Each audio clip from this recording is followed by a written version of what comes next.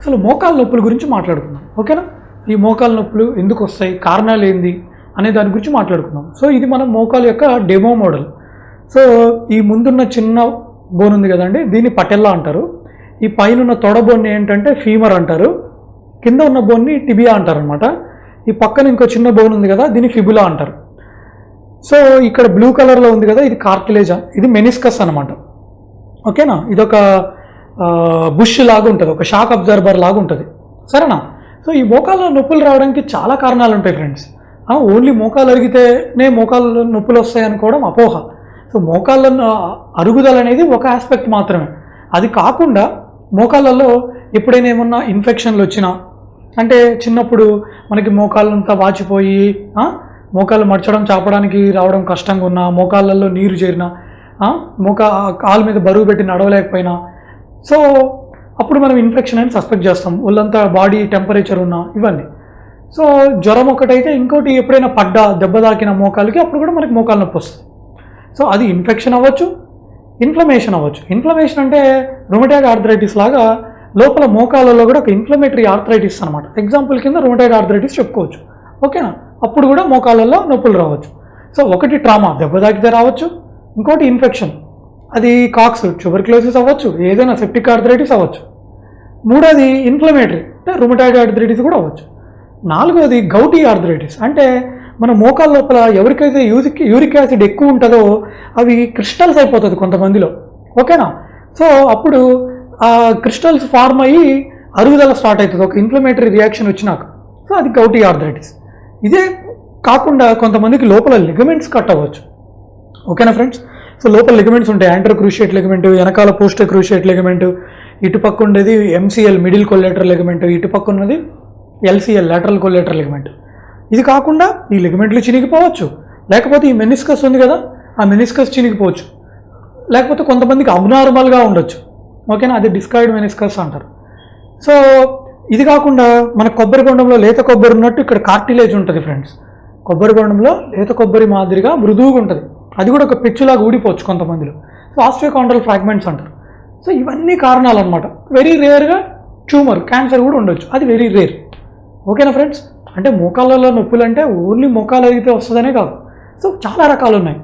So ఆ పేషెంట్ని చూసి, పేషెంట్ దగ్గర హిస్టరీ తీసుకొని, అంటే ఏంటమ్మా దెబ్బ తాకిందా, పడ్డావా, కాలు ఏమైనా ట్విస్ట్ అయిందా, క్రికెట్ ఆడుతున్నప్పుడు ఏమైనా కాలు ట్విస్ట్ అయిందా, లేకపోతే కాలు ఇట్లా పక్కకు పోవడం అయిందా, కాళ్ళలో నుంచి ఏమైనా సౌండ్ వస్తుందా, లేకపోతే బ్యాలెన్స్ తప్పిపోతుందా, లేకపోతే జ్వరం వచ్చిందా, కాలు ఏమైనా వాచిందా, మర్చడం చాపడానికి రావట్లేదా, ఇవన్నీ హిస్టరీ తీసుకొని టెస్టులు చేసి, కొన్ని స్పెషల్ టెస్టులు ఉంటాయి అవి చేసి, అవసరం అనుకుంటే ఎక్స్రే, బ్లడ్ టెస్ట్, ఎంఆర్ఐ కూడా చేసి ఆ డయాగ్నోసిస్ ప్రాబ్లం ఏంటి అని కనుక్కున్నాక దానికి ట్రీట్మెంట్ అనేది ఇవ్వడం జరుగుతుంది. ఈ వీడియోలో మనం లిగమెంట్ ఇంజురీస్ అంటే ఏంటనేది మాట్లాడుకుందాం. సో చాలామంది మీలో నాన్ వెజ్ తింటారు.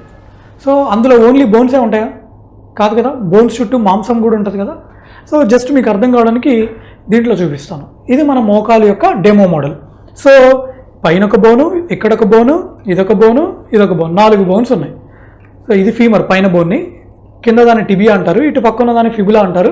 ఈ చిన్న బోన్ ఉంది కదా ఇక్కడ మోకాలు చెప్ప దగ్గర, ఇది పటెల్లా అంటారు. సో ఈ 4 బోన్సే ఉండవు ఫ్రెండ్స్ మన మోకాలు జాయింట్ అంటే. దీని చుట్టూరా ఇది చూడండి, ఇది ఒక టెండాన్, పటెల్లార్ టెండాన్, ఇది ఒక టెండాన్, క్వాడ్రిసెప్స్ టెండాన్, ఇవి లిగమెంట్లు అనమాట. ఈ లోపల వైపు ఉన్నది మీడియల్ కొల్లేటర్ లిగమెంట్ ఎంసీఎల్, ఈ లాటరల్ వైపు ఉన్నది ఎల్సీఎల్ లాటరల్ కొల్లేటర్ లిగమెంట్, వెనకాల ఉన్నది పోస్టర్ క్రూషియేట్ లిగమెంట్, ఇది ఉన్నది యాంటర్ క్రూషియేట్ లిగమెంట్. ఓకేనా?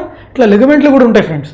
అంటే చాలామందికి ఎందుకు డౌట్ ఏమొస్తుందంటే, సార్ నేను బైక్ మీద నుంచి పడ్డా, లేకపోతే క్రికెట్ ఆడుతూ మోకాలు ట్విస్ట్ అయింది, నేను ఎక్స్రే తీసుకున్నా, ట్విస్ట్ అయింది, మోకాలు వాచింది, నడవలేకపోయాను, ఓకేనా, ఎక్స్రే తీసుకున్నా, ఎక్స్రేలో ప్రాబ్లం ఏం లేదు, ఎక్స్రే మంచిగా ఉంది, బొక్కలకి ఏం కాలేదు, ఫ్రాక్చర్ ఏం లేదు, అయినా నాకు ఎందుకు నొప్పి అవుతుంది సార్ అంటారు.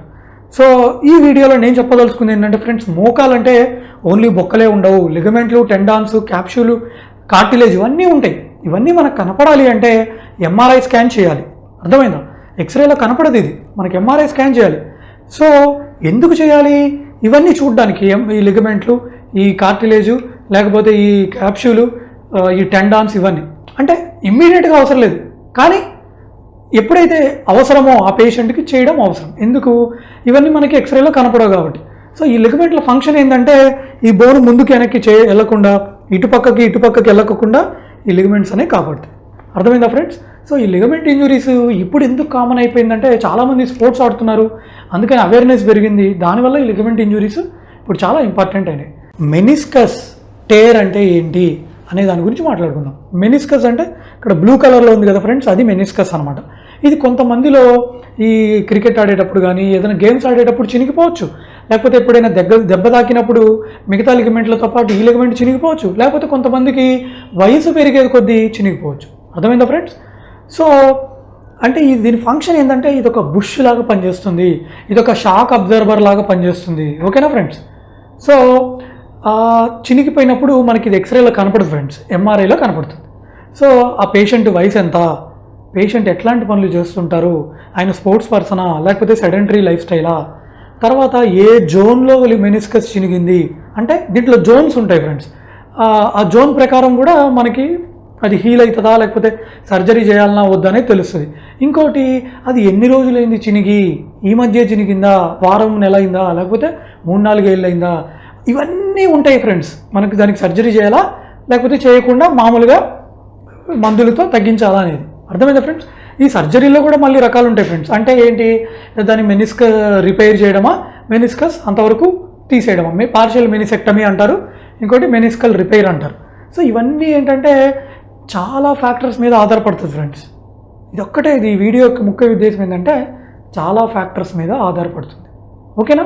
సో ఆ పేషెంట్ని బట్టి, పేషెంట్ కండిషన్ బట్టి, పేషెంట్కి ఉన్న ప్రాబ్లమ్స్ బట్టి ఈ మెనిస్కస్ ఇందాక నేను చెప్పిన అది ఏ జోన్లో ఉంది, ఎన్ని రోజులైంది, ఇవన్నీ చూసి మనం ఆ పేషెంట్కి కరెక్ట్ ట్రీట్మెంట్ అనేది ఇవ్వడం జరుగుతుంది ఫ్రెండ్స్.